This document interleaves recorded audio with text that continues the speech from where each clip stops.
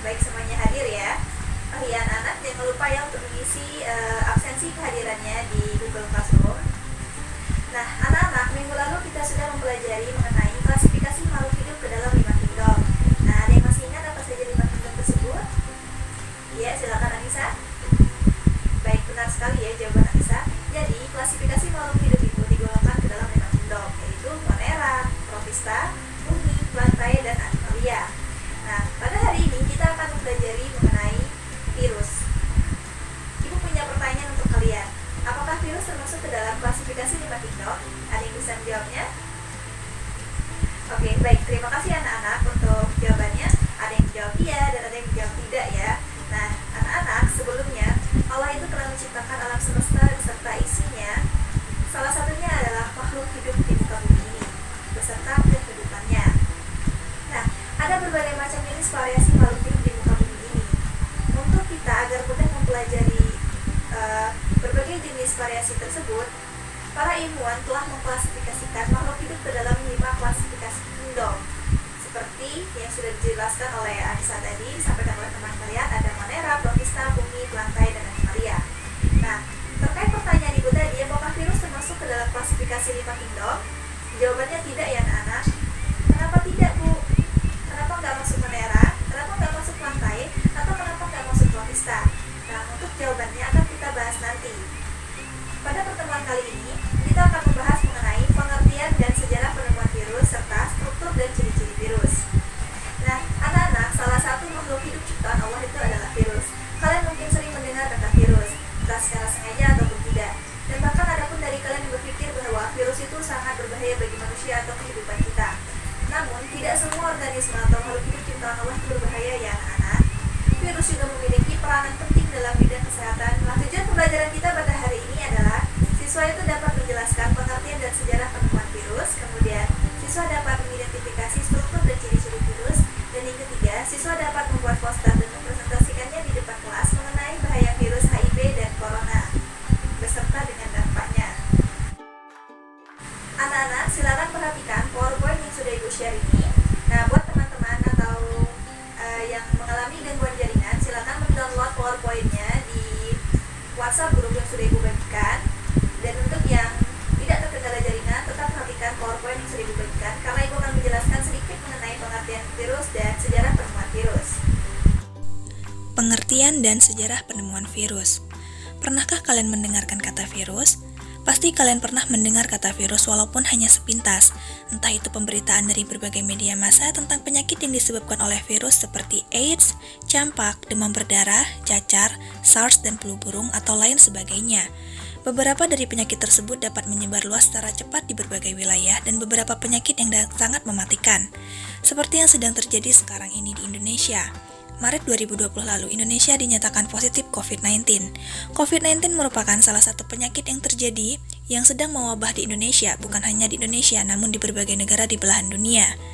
Banyak sekali sudah korban jiwa yang terpapar akibat COVID-19 ini. COVID-19 disebabkan oleh virus corona atau yang sering disebut dengan coronavirus disease. Lalu, apa itu virus dan bagaimana sejarah penemuan virus? Virus berasal dari bahasa Yunani, venom, yang artinya racun.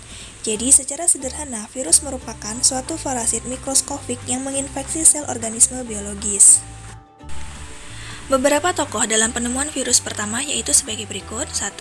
Adolf Meyer, seorang ilmuwan Jerman pada tahun 1883. Kemudian Dmitri Ivanovsky, seorang ilmuwan Rusia pada tahun 1892. 3. Martinus W. B. Jendrik, ilmuwan Belanda pada tahun 1896.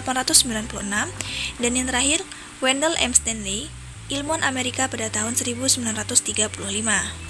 Anak-anak, pada WA grup kita sudah Ibu kirimkan 2 buah video mengenai struktur dan ciri virus.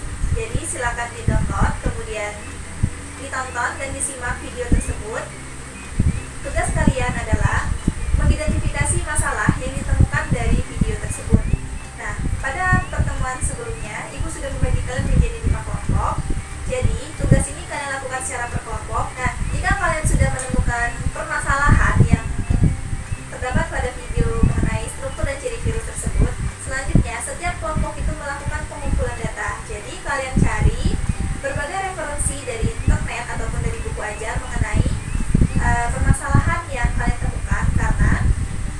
data tersebut akan digunakan untuk menjawab permasalahan yang sudah kalian temukan. Nah, pada WhatsApp group juga sudah Ibu bagikan sebuah e-modul mengenai materi virus, yang mana e-modul tersebut bisa kalian jadikan referensi atau sumber data kalian untuk menjawab permasalahan yang sudah kalian temukan. Jika kalian sudah menemukan berbagai macam referensi untuk menjawab permasalahan yang sudah kalian temukan, selanjutnya kalian catat atau kalian cari poin-poin penting yang mengarah pada permasalahan yang sudah kalian temukan. Kemudian, untuk hasil yang kalian temukan, silakan kalian buat dalam bentuk PowerPoint, karena pada nantinya akan kalian presentasikan di depan kelas. Baik anak-anak, jika kalian sudah selesai membuat PowerPoint-nya, selanjutnya kita akan melakukan presentasi kelompok. Nah, untuk presentasi kelompok ini, seluruh anggota kelompok diwajibkan untuk presentasi ya anak-anak. Nah, untuk presentasi ini dimulai dari kelompok 1, kelompok 2, selanjutnya 3, 4, dan 5. Jadi urutan ya dari kelompok 1 hingga kelompok 5. Nah, baik anak-anak, selesai sudah proses presentasi kalian pada hari ini. Nah, selanjutnya adalah membuat kesimpulan. Silakan seluruh siswa membuat kesimpulan mengenai pembelajaran kita hari ini dalam bentuk portofolio. Jadi, kesimpulan itu kalian tulis tangan di sebuah kertas folio dan nanti silakan di-scan dan kirimkan ke WA group ya. Di Google Classroom itu, Ibu sudah mengupdate 2 buah tugas, yaitu post test dan tugas keterampilan untuk kalian. Silakan diunduh dan dibaca ketentuan mengenai pembuatan tugas, karena di setiap tugas sudah Ibu jelaskan mengenai ketentuan dan penjelasan terkait tugasnya. Baik anak-anak, pembelajaran hari ini Ibu cukupkan sampai di sini. Terima kasih atas partisipasi kalian dan terima kasih kalian sudah berdiskusi dengan baik. Untuk menutup kegiatan pembelajaran kita pada hari ini, marilah bersama-sama kita melapaskan lapas hamdalah. Alhamdulillahirabbil alamin. Nah, sampai jumpa pada minggu selanjutnya. Pada pertemuan selanjutnya, silakan belajar di rumah mengenai replikasi dan pengelompokan virus. Kemudian silakan tugasnya dikerjakan dengan baik ya, jangan sampai mengumpulkan telat ya anak-anak. Biasakan untuk mengumpulkan tugas itu tepat waktu. Dan untuk anak-anak, tetap jaga kesehatan, patuhi protokol kesehatan. Semoga pandemi ini cepat berlalu agar kita bisa kembali bertatap muka. Kemudian